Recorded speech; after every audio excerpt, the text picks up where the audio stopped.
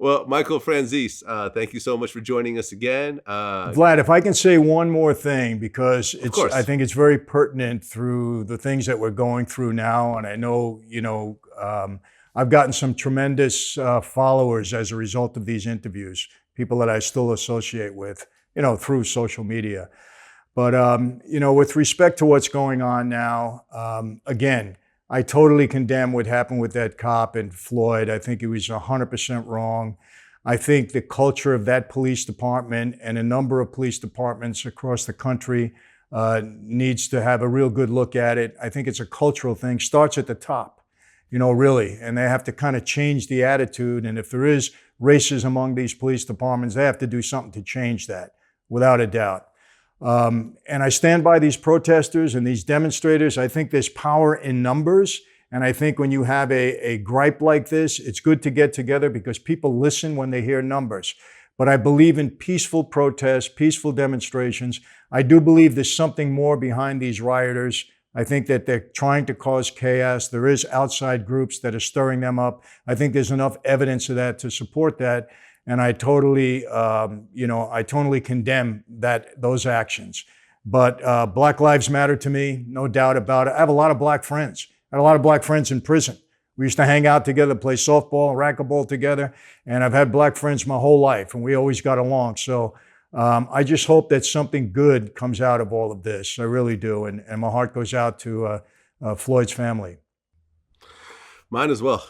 Mine as well. Very sad time right now. Hopefully, by the time this part of the interview airs, things would have resolved to a certain degree, meaning that some laws start to get changed. Things start to really move in more of a positive direction. But I mean, at this date, Donald Trump is not addressing the underlying problem of what's happening. He's just addressing the rioters. Yeah. He thinks that quelling the riots is going to fix the problem when it's not. Yeah, I know that, Vlad. But look, I know there's so much. I mean, look, anytime anybody can take a shot, and I'm not saying you are at Trump, they do, but, Obama had 8 years too. I got to tell you this. I met Obama. I have pictures with him. We met on a beach in Hawaii. Really enjoyed, a short conversation that I had with him. And I was very high on him becoming president. I said, wow, we have a black president. We know racism exists in this country. Here's a guy that can go do a lot, okay, make a lot of advance towards ending some of this racist nonsense that we have. And he was a real disappointment to me. I don't believe he did that during his 8-year term. And I'll give you an example. The city of Chicago, his town, okay? I don't think he visited that town once in 8 years. There's more murders in that town than there is across the country. Why, I felt Obama could have got in there, okay, and spoke to some of the black guys that are doing all of these killings and said, hey, get together here. And I know how I would have spoken to them to really lay down the law and stop all of this nonsense. So, you can't lay the blame fully on Obama because this has been going on for a long time. But I think it was a missed opportunity with his presidency. And that's why, Biden to me is a joke. I mean, this guy's been around longer than the tree outside that's 100 years old. And what has he done? If he thinks he's going to come in now after 8 years as vice president and he's going to resolve everything, it's nonsense. This is going to take the whole country. It's going to take dialogue. It's going to take work. It's going to take counseling. No one person can handle this. But, hopefully we do get it under control because it's a horrible thing that's going on. It is. It is. And hopefully it will be improved. I mean, like you said, racism will always be there, but hopefully it will be improved and there'll be some laws enacted. That's what we hope And for. some of the cops will actually start to feel the ramifications of these types of murders and this type of abuse of their power. They should. And, Um, and, and I'll tell you, I think they need to charge all 4 of these cops. You can't yeah, stand around and watch this for 9 minutes and not do anything about it, Vlad. I think they're all responsible. They all need to be held accountable. yeah, and now I'm just going to end it with this: the whole concept of a policeman is usually not something that the best of the best aspire to. Like, when do you hear like a valedictorian at a high school say, "Hey, as soon as I graduate, I'm going to become a cop"? When do you see the best and the brightest say, hey, I'm going to join the police force?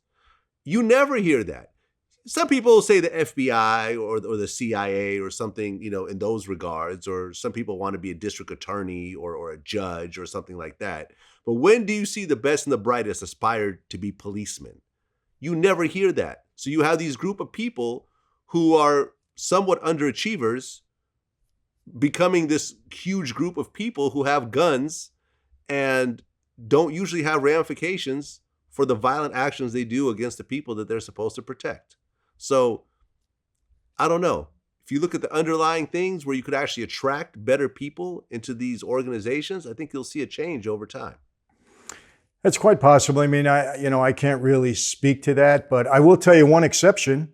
My daughter Amanda, who is a college graduate, graduated San Diego State. She was going to be a criminal justice attorney. That was her desire.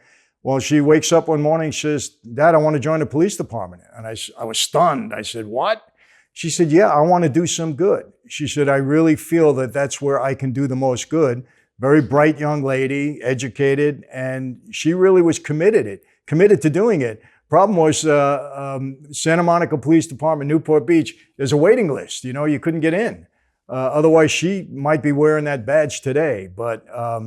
And so hopefully there are a lot more people like her that were just really committed, think they can do some good in the community. So, look, I know a lot of good cops, and I know a lot of cops that I'd rather not associate with. So it's like anything else. There's good and bad in anything. But again, starts from the top. The culture, like I heard the mayor in Minneapolis say that he knew that there was racism going on in the police department for a long time. Well, you're the mayor. You're in charge of that. Why didn't you do something to change the culture of that department? This is where this whole incident started. Why didn't you immediately get in there and say, hey, we got to make some changes? Grab a police chief that is sensitive to this and is going to make some changes. If you know that this is permeating throughout your department. I heard that. I was like stunned. It's a little late for him to be saying that. Should have said it when he became the mayor.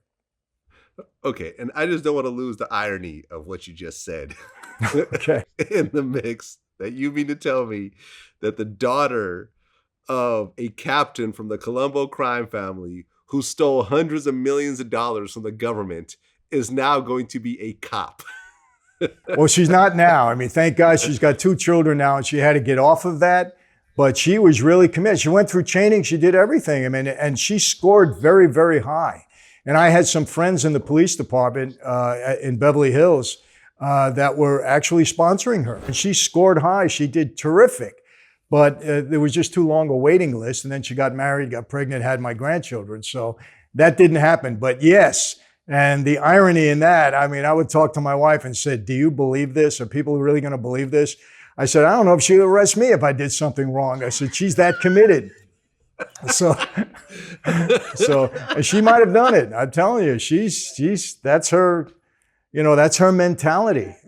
I got to tell you, all my kids, very law abiding. My wife, she wouldn't stand for me doing anything wrong at this point. She's had enough of that. She tells me straight out, you better do the right thing because I'm not going through any more of that nonsense. And I said, okay. Oh, man. All right. We're going to end it at that. Michael Franzese, thank you so much. Always a pleasure. All right, Vlad. Thank you. You take care. Until next time. Stay safe. Peace. Yes, sir. You too. All right, man.